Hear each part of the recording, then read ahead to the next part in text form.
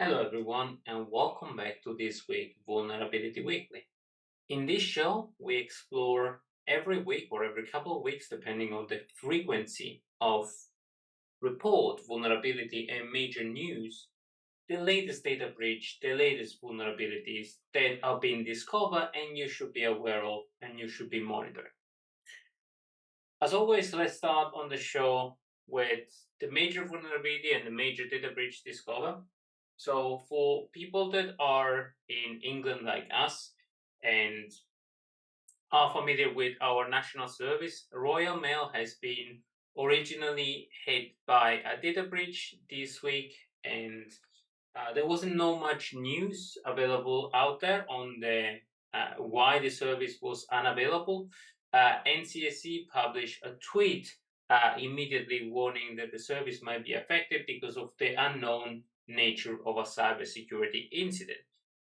Further down the investigation, the investigation report has shown that the vulnerability actually and the modus operandi was the one of the Lockbit, and then Lockbit ransomware and Lockbit group that then was further down discovered to be responsible for this attack.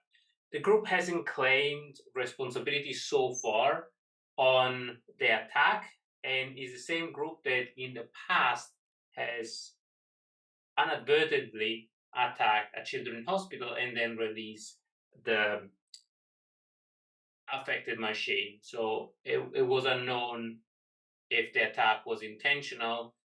Normally, this group is not attacking intentionally frontline organization and doesn't want to attract too much attention to itself. So this might have been a fortuitous or unfortuitous incident. Nonetheless, the service for Royal Mail still remain disrupted and certain area of Royal Mail are still not available.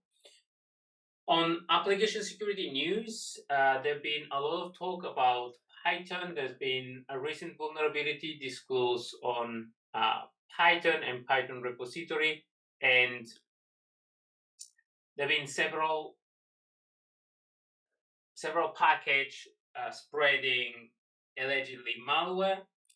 The three packages are course lib, https lib, https, and there's been news around this and how to prevent fundamentally those Python.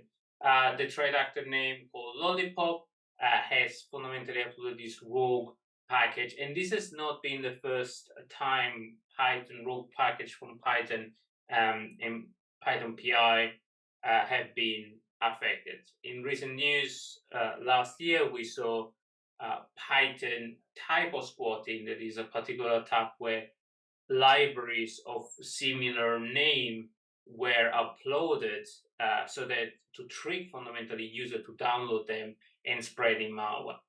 On other news, this week, Cisco has released a warning on 3 devices where they found proof of concept of a malware exploiting the small business router RV16 to RV42 and 82 version. Those devices are end of life, so we don't know if those vulnerabilities will get resolved.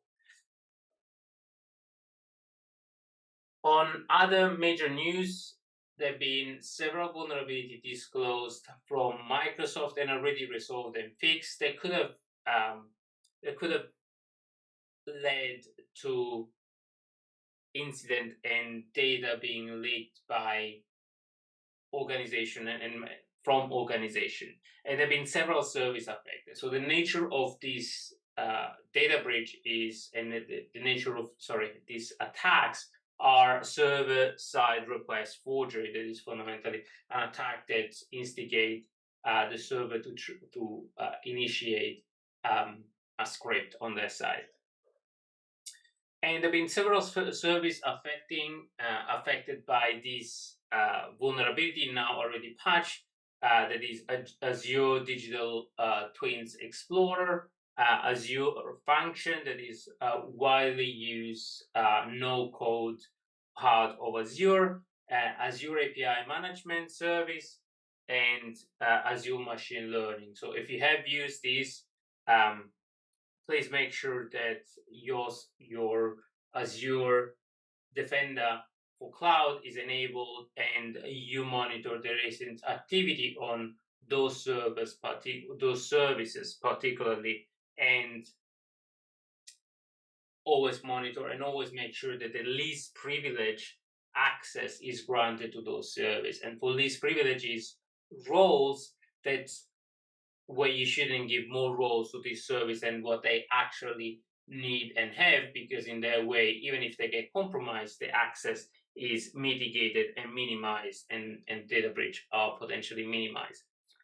So this was all for this week.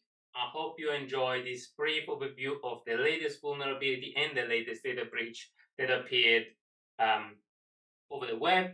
As always, stay vigilant, monitor your log, least privilege, and always focus on